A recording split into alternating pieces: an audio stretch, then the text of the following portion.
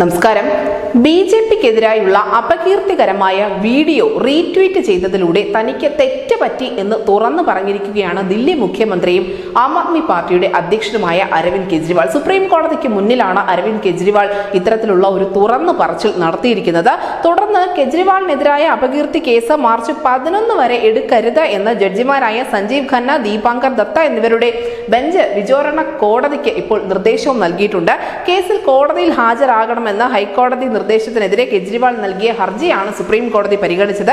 കെജ്രിവാൾ തെറ്റ് സമ്മതിച്ചതോടുകൂടി പരാതി പിൻവലിക്കാറുണ്ടോ എന്ന് പരാതിക്കാരനോട് കോടതി ആരായുകയും ചെയ്തിട്ടുണ്ട്. ഹർജി പരിഗണിച്ചപ്പോൾ തന്നെ ബിജെപിക്കെതിരായ വീഡിയോ റീട്വീറ്റ് ചെയ്തതിലൂടെ തെറ്റ് പറ്റിയെന്നാണ് കെജ്രിവാളിന് വേണ്ടി ഹാജരായ അഭിഭാഷകൻ അഭിഷേക് സിംഗ്വി പറഞ്ഞിരിക്കുന്നത്.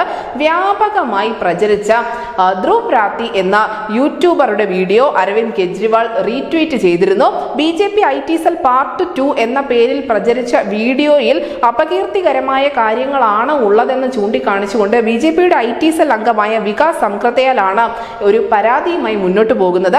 വിവാദ വീഡിയോ ദൃശ്യങ്ങൾ റീട്വീറ്റ് ചെയ്യുന്നത് കുറ്റകരമാണ് എന്ന് ചൂണ്ടിക്കാട്ടിയാണ് അരവിന്ദ് കെജ്രിവാളിനെതിരെ ഹൈക്കോടതി നടപടിയെടുത്തത്. അവിടെ ഹാജരാകണമെന്നൊക്കെ പറഞ്ഞത്. എന്തായാലും ഇതിൽ തനിക്ക് തെറ്റുപറ്റി, അങ്ങനെ ഒരു വീഡിയോ റീട്വീറ്റ് ചെയ്യാൻ പാടില്ലായിരുന്നു എന്ന് തന്നെയാണ് നിലവിൽ കെജ്രിവാൾ സമ്മതിക്കുന്നത്. നമുക്കറിയാം, ധ്രുവ് രാത്തി എന്നുള്ള യൂട്യൂബർ ഏറെ പ്രശസ്തനാണ്. 29 വയസ്സ് മാത്രം പ്രായമുള്ള ഹരിയാന സ്വദേശിയാണ്. യൂട്യൂബ് വീഡിയോ നിരന്തരം ചെയ്യുന്ന ഒരു വ്ലോഗറാണ്. അതിനൊപ്പം സോഷ്യൽ മീഡിയ ആക്ടിവിസ്റ്റ് കൂടിയാണ്.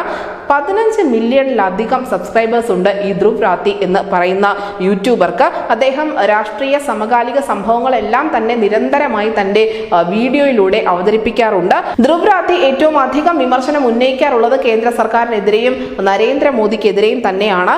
എന്തായാലും ഇപ്പോൾ യൂറോപ്പിലുള്ള ധ്രുവ് രാത്തി ഇന്ത്യയിലേക്ക് വരാൻ താല്പര്യമേ ഇല്ല എന്നുകൂടി പറഞ്ഞ ഒരു വ്യക്തിയാണ്.